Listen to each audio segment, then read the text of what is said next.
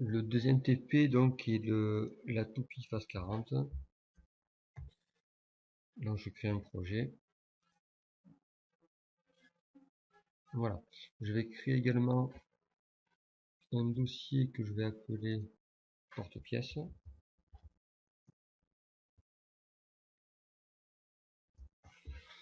Voilà. Je vais insérer dans ce dossier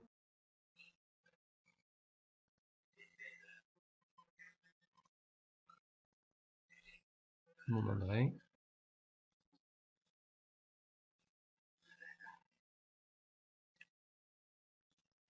Voilà. Je vais créer un dossier FAO.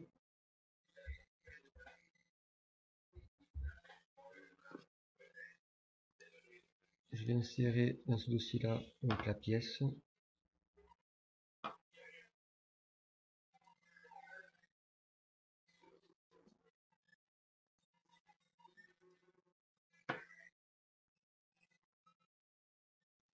Voilà. Donc je vais créer mon brut par rapport à cette pièce.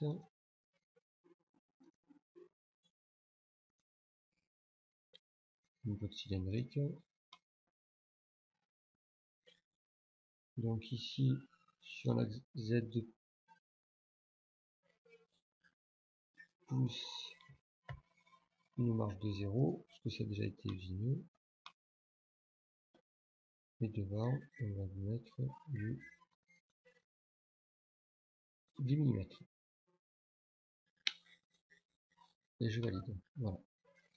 Ensuite, je vais créer ma FAO.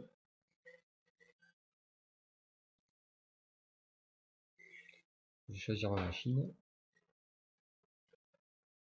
Donc un tour. Voilà.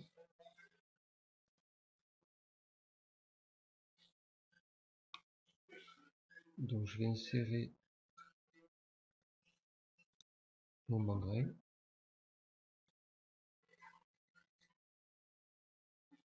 Donc je l'insère.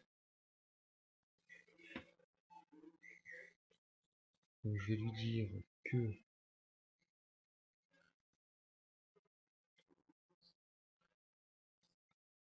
l'axe et l'axe Z coïncident.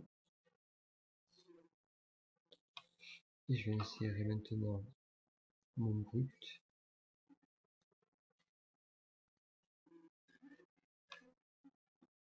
Donc ici, je passe en CAO. Et je vais lui dire que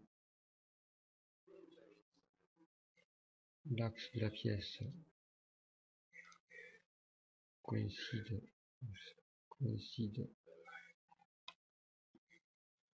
avec l'axe Z.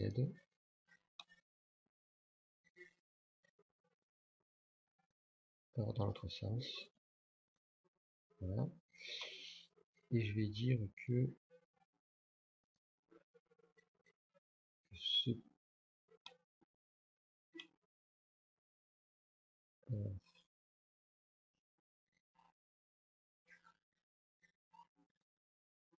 ce plan-là coïncide avec ce plan-là.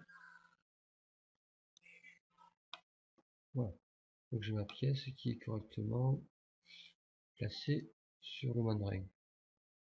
Donc, je peux commencer à faire mes usinages. Alors, je repasse en mode FAO. Mon OP, je vais le positionner en repère absolu au centre, ici, sur la face avant des morts. Ensuite, je vais créer mon opération d'ébauche. Choisir mon outil.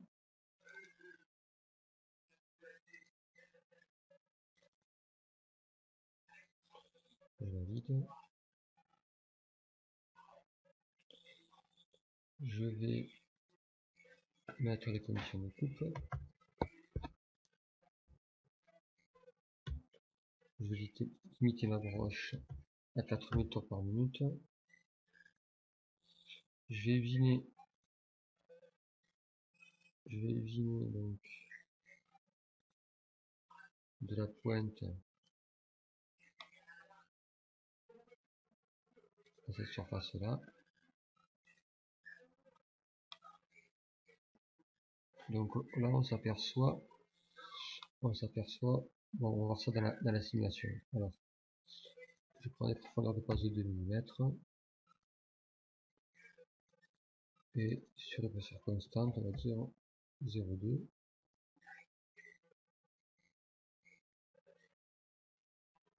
Donc on s'aperçoit de la simulation, alors pas à pas, voilà, on s'aperçoit que mon outil rentre dans le mandrin. Alors ce qu'on va faire, on va dire que le mandrin, que ce mandrin là est le porte-pièce. Alors, création de l'environnement, donc c'est le mandrin, on valide, et ensuite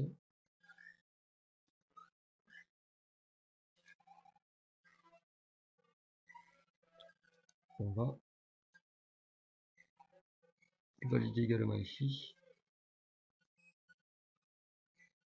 Alors l'opération se met en dernier, donc ce qu'on va faire c'est que cette opération là, on va la mettre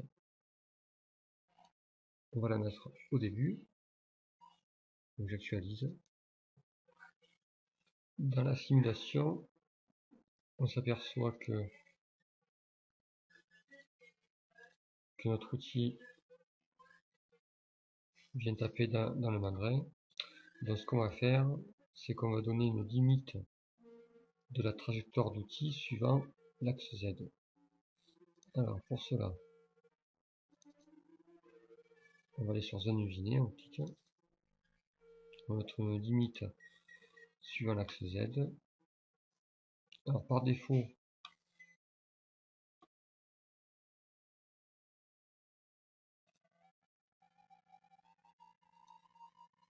voilà. Par défaut, on voit que l'outil se positionne après l'arête. Alors soit on y met une valeur, soit on peut, si on a créé un point, par exemple ici, donc l'usinage s'arrête juste à l'arête. Par défaut, on peut lui mettre, voilà, millimètre de sécurité. Profondeur de passe, on dépasse de 2 mm.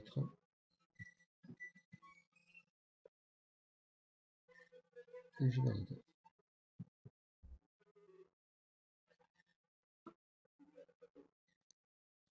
Alors, je fais ma simulation.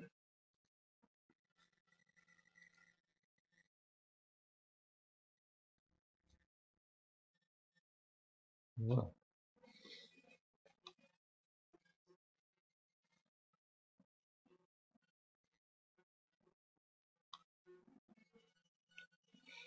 Ensuite, la finition. Donc, je vais choisir la finition, mon deuxième outil. Donc, l'outil T2 sur l'axe X. Ah, j'ai pas cliqué sur l'outil T2.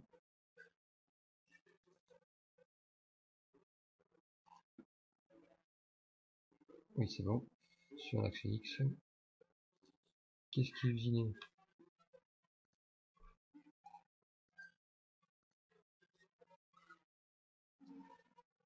De la pointe au diamètre.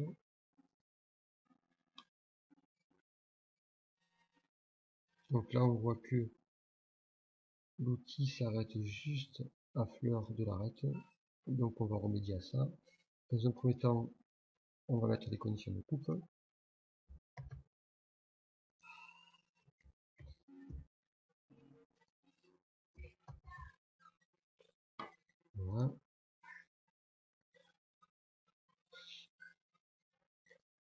et dans les trajectoires d'outils,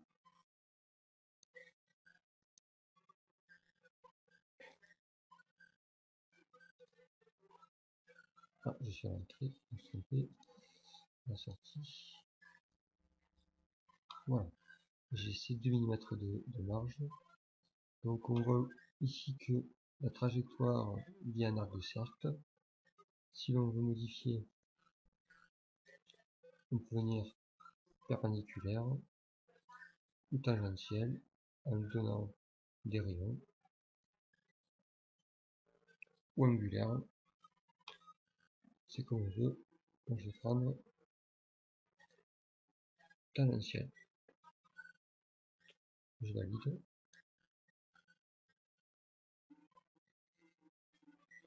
ma simulation,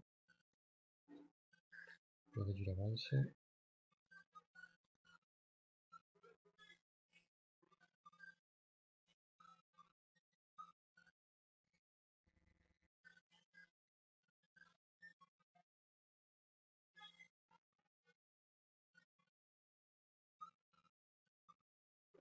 et voilà.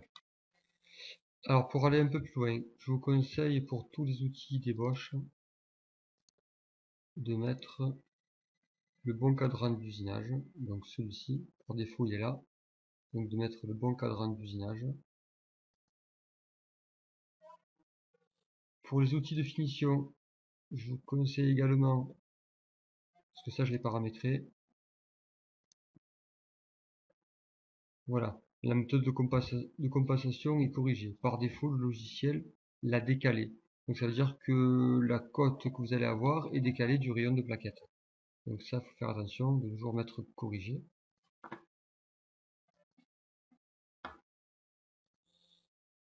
Dans la vérification,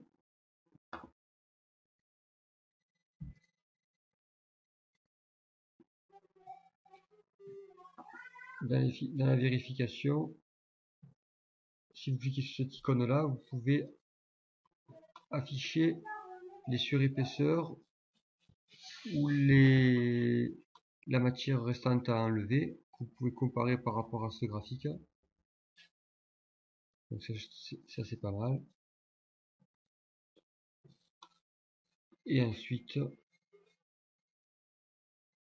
il y a quelque chose qui est pas mal aussi, c'est au niveau du scénario. Donc ici je vais l'afficher, scénario. Donc pour l'instant il est vierge parce que je suis pas dans le bon mode.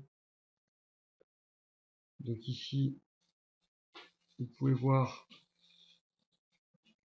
les opérations d'usinage pour l'ébauche et pour la finition. Donc ici l'ébauche, on a une durée de 15 secondes. Alors pour montrer,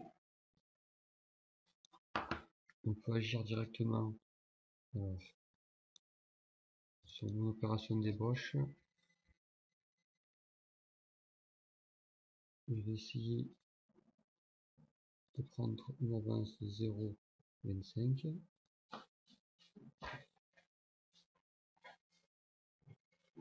Donc j'actualise. Donc je retourne dans mon scénario.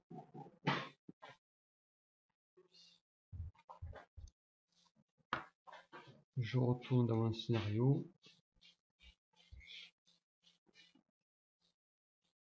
Et là, j'ai une durée de 14 secondes de mon ébauche, de mon opération d'ébauche. Voilà pour ce TP. Quand vous avez fini votre projet, n'oubliez pas de l'enregistrer et de le mettre au coffre. Voilà, le TP est terminé.